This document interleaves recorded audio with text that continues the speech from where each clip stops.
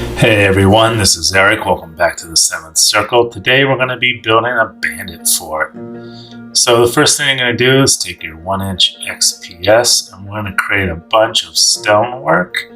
The idea here is that we are going to build a fort around the ruins of an old castle.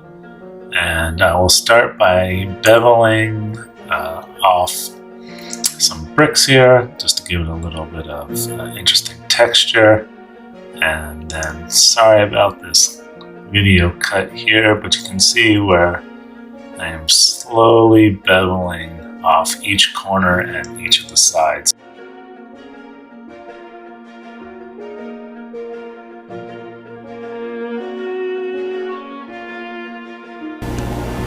So to give your stone some texture, just gonna throw in your XPS foam into a coffee can with some stones, seal it up and give it a couple good circles. This will give that stone that nice texture that we like. You could also use a tin foil ball if you don't have a coffee can lying around, no big deal.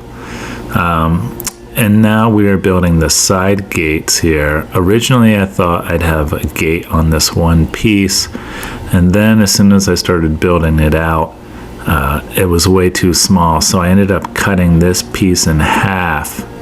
You can see here on the screen now, I took that piece, cut it in half, and then I built another 6-inch gate coming up. So for the basic wall builds, I just took 2 layers of 1-inch by 2-inch long XPS bricks and hot glued them down.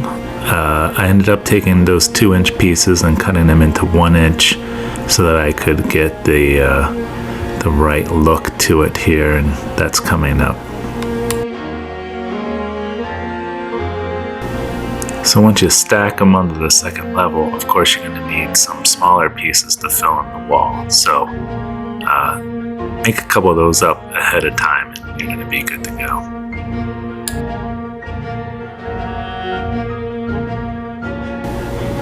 On the side that would be the interior to the fort, I went ahead and put some flocking down just to get that part out of the way. I also made some smaller stones so that it looked like the ruins. You could step up to the wall to defend it. So some natural stairs so that defenders could get to those ramparts and defend against any potential other bandits or orcs or other creatures.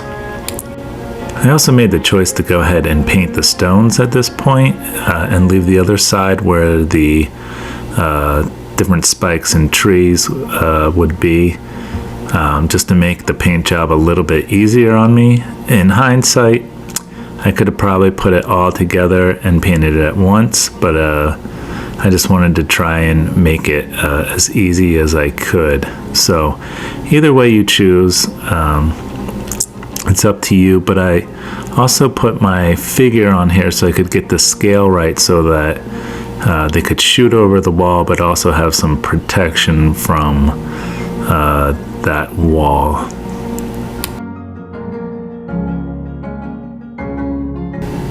And in this frame you can see where the modularity of this design really takes place. The side tower here you can separate for storage or for making it longer.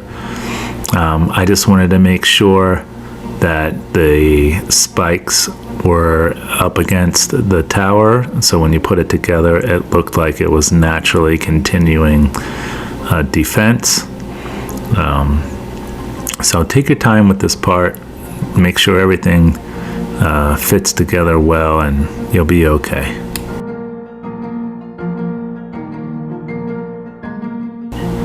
Okay, so you're going to make at least 2 towers, a right and a left. You could make 4 if you wanted to do a whole entire encirclement. That's up to you. But essentially what you're going to want to do is make sure that you leave a little bit of area on 2 of the sides where we're going to put rock and the sharpened stakes up. So I built this at a layer of 2 bricks high, leaving a little bit of room in the back so that you can have people coming through or hiding in that area here. Again, don't have to go crazy.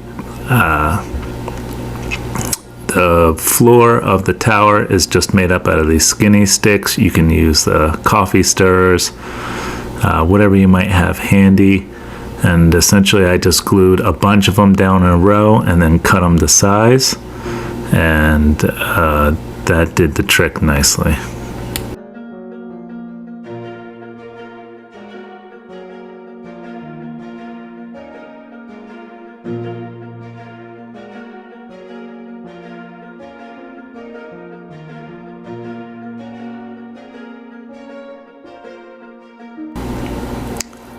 Okay, so I went through a couple different iterations of this main gate here.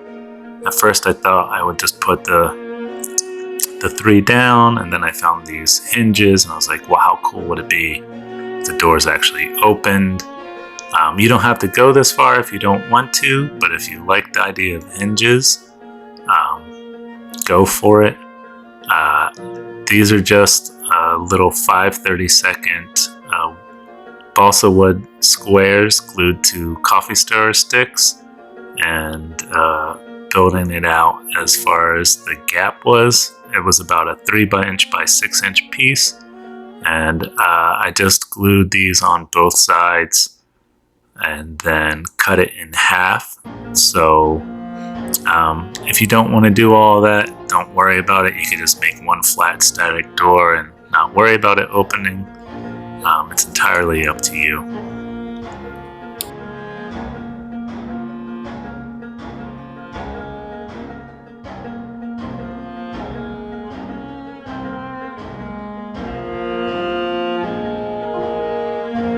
So after playing around with the design for a while, I took off the original spikes and put these 2 down, and then glued them back in front of these tall square posts,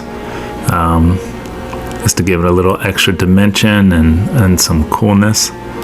Added a couple more little spikes, and then I found some dollar store rocks and kind of glued them down to give it a little bit more rough and tumble kind of look to the fort.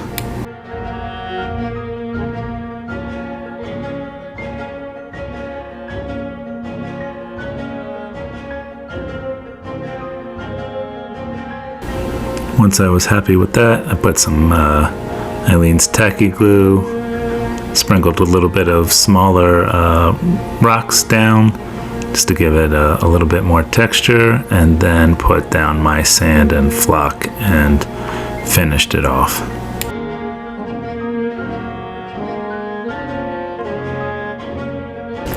One of the little mistakes I made on this build is the interior gate post. One side is short and has enough clearance to open nicely. The other side is way too close to the base right there. So I would just make sure you saw enough of that off so that it has nice clearance, so it's not dragging on your hard work there. The other thing I decided to do, and this is totally optional, is go back and rough up the posts just to make them look like they were hand hewn with an axe. Again, if you don't want to spend the time doing this, you can skip it. I think it'll look fine, but I wanted to give it that a little extra ruggedness. Again, it's entirely up to you. I spent quite a bit of time working on that, so I'd completely understand if you wanted to skip that portion. So all of the brown parts use the same formula.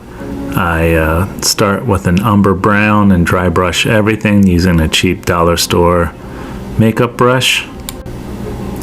Then I follow this with a second dry brush of Chestnut to bring out some of that color.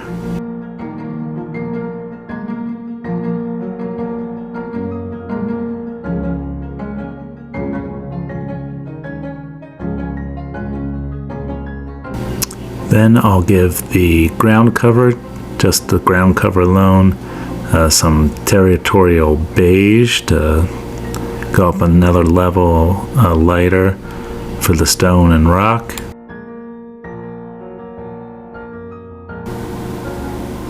And then finally I'll hit the rock with some antique white. If you go a little bit brighter than what you like, you could always hit it with some dark black wash or some brown wash or even a little bit of green to bring it back down. It's entirely up to you, so do it to taste. And finally I had a bunch of skewers left over, so I cut the bottoms at 45-degree angles and then hot glue gunned them down to a little piece of MDF board that I beveled and will eventually base here. I just want to thank everyone for subscribing and adding to the channel. The best way to support this is just hit that subscribe button and like, and leave me a comment below. Check out these other videos about the wilderness and some other defensive forts if you want to check it out. Hit that button in the top corner, and let's finish up here. I then painted them up using the same formula used for the rest of the Bandit fort, and you're good to go.